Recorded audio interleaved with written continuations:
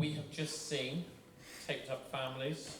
So, from this end down, tell those watching at home who you are and what your role is in the film. Russell Churchill, and I played George, if I'm remembering that correctly. You are. Yeah. What about set, buddy? Hello there, I'm Omar Mahmood Lagares, and I play Al, the baby daddy. I'm Stephen Sibley, and I directed the movie. My name's Ross Alan Doney, and I played. I cannot remember the damn character's name. George. No, that was George. Ross. I have played a George, and that's why I'm getting confused. Alan?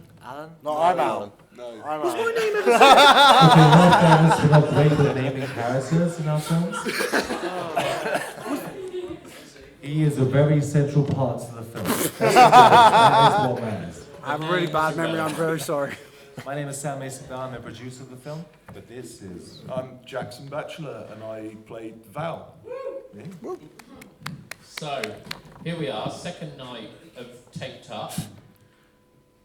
Sam, tell us a little bit about the progression from yesterday, what we saw yesterday, which is Taped Up Memories, through to this story, and where you came to bring Mr. Stephen Sibley on board.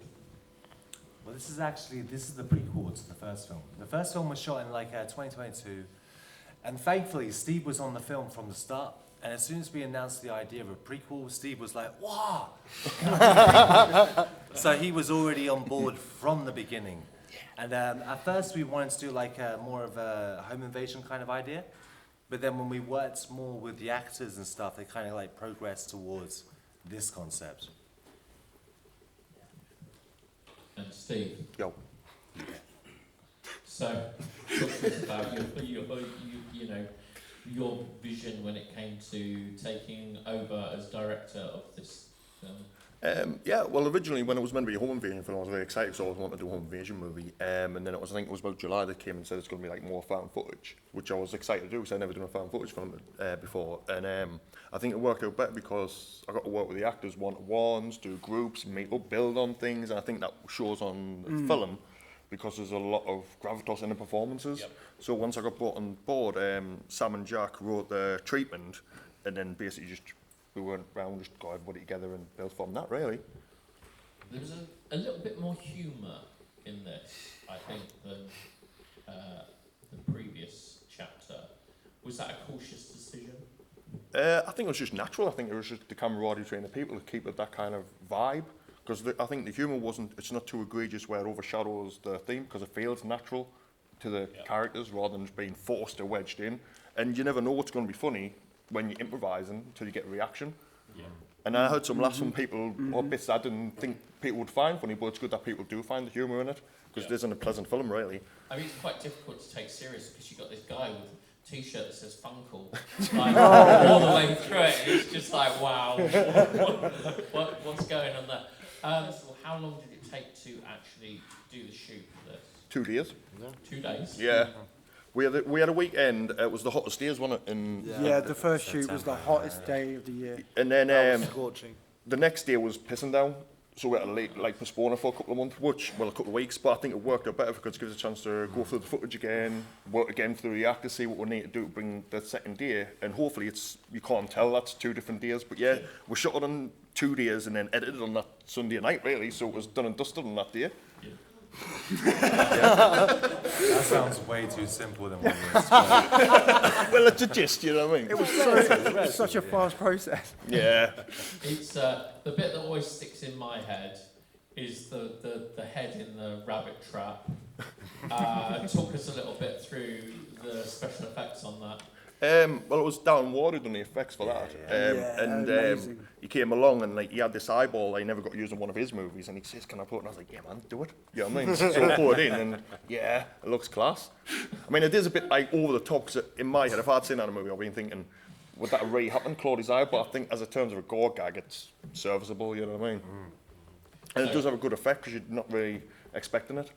So much blood.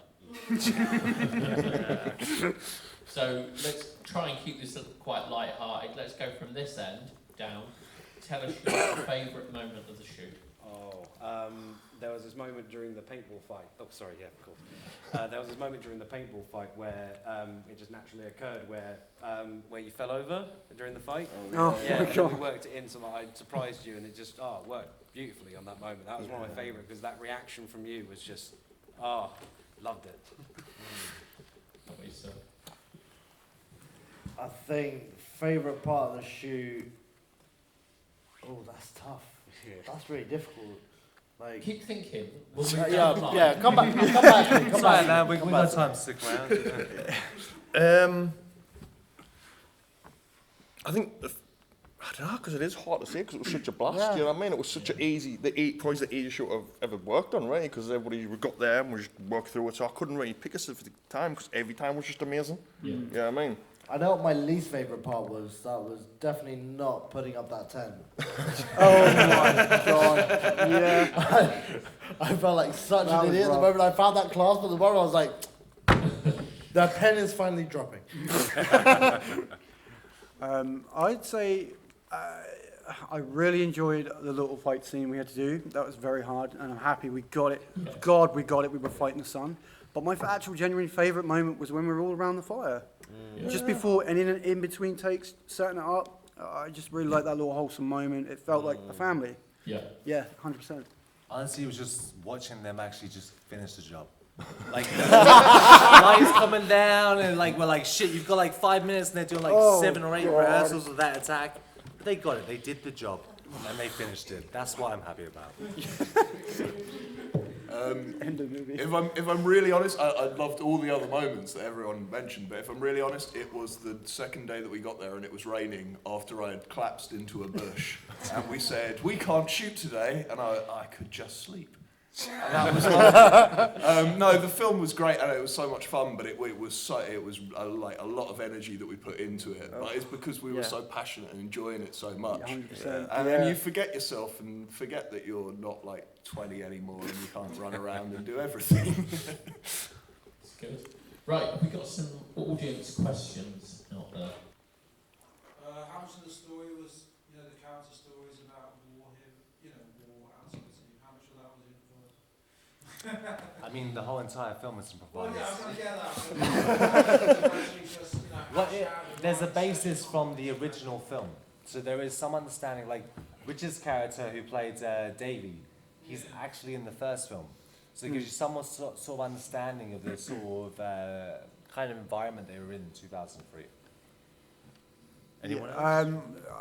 I did some research, and then just tried to. Obviously, it's improvised. So then, The stuff about depleted uranium was pretty interesting. yeah. Oh God, yeah. That was very Which is not- interesting. yes, I was it's really not- happy. That was. Based on true story and true events, where they would just burn all the radioactive material and ammunition because they just didn't want to do anything else with it. And poor sods did actually end up getting quite bad, like cancers and chest infection, all that kind of stuff. But a bit more research went into that, I think, because that was I can't remember, but it was the amount of research that went into the characters was quite a lot actually in the end, especially for my one because I had no idea about any of this until I was told about it. Yeah.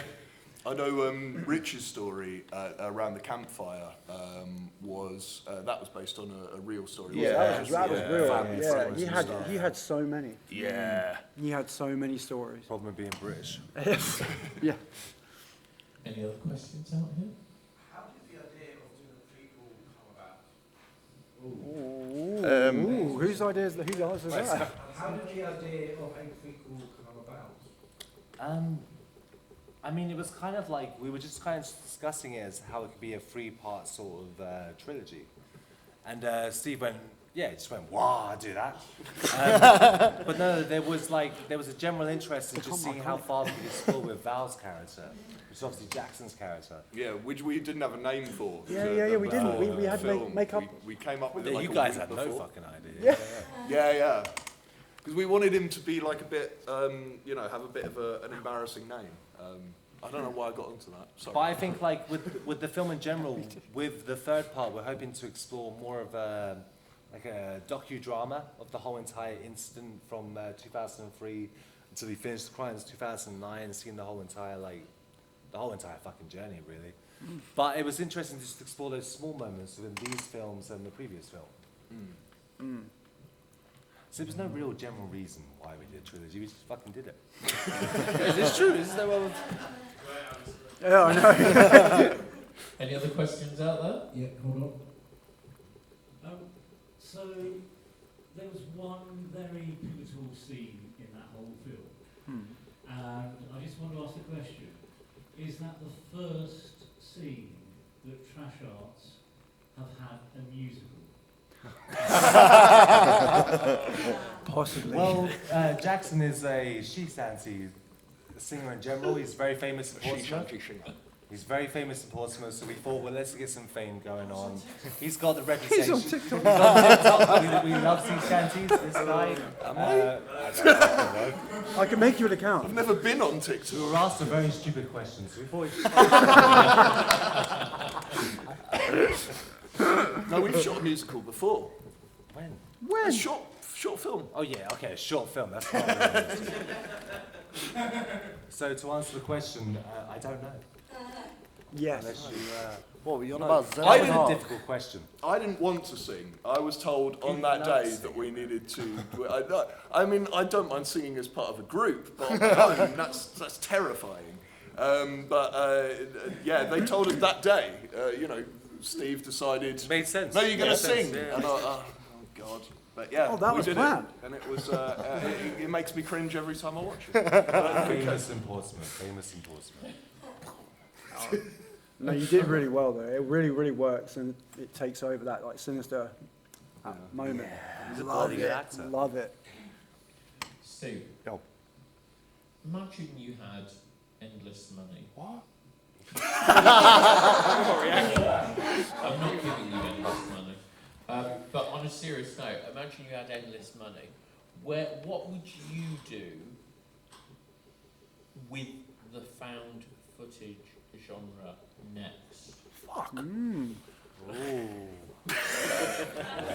An entire world of options It's has just- just no, opened Me in his along? mind. Knowing how this guy's Yeah. mind works, and your knowledge of film, etc. Yeah. I just, found footage has kind of been a little bit everywhere. Yeah. So where would you take it next? If you had I've actually unlimited wrote cash? one. I was meant to. Well, it's not going to cost any money to make it. But yeah, if I had unlimited money, I'd make one called Mailer.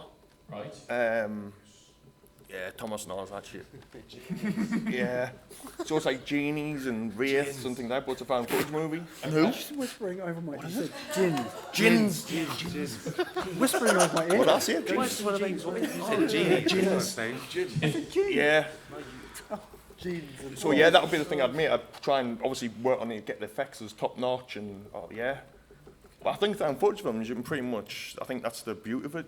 The limitations that you have as a filmmaker, your advantages as a thing, because it doesn't matter how bad the sound is to a degree. It doesn't matter how bad the lighting is to a degree, because it's all meant to be natural anyway. Yeah. So I think it's the best genre to kind of piss about in you, really. And same question to Sam. Please repeat the question.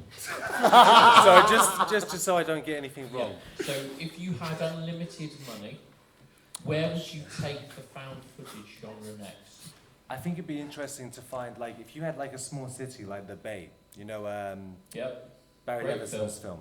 So if you had that kind of area to be able to get multiple cameras in every single area to really feel like you're in a microcosm, Yep. that's what I want to do next. Wow. That's Well, listen. Sign me up. Thank you very much, all of you, for Thank you. bringing Thank the film you. here. Thank you very much for staying way past your bedtime. And let's give these guys a big Very round of tired. applause. Thank you. Thank you for coming.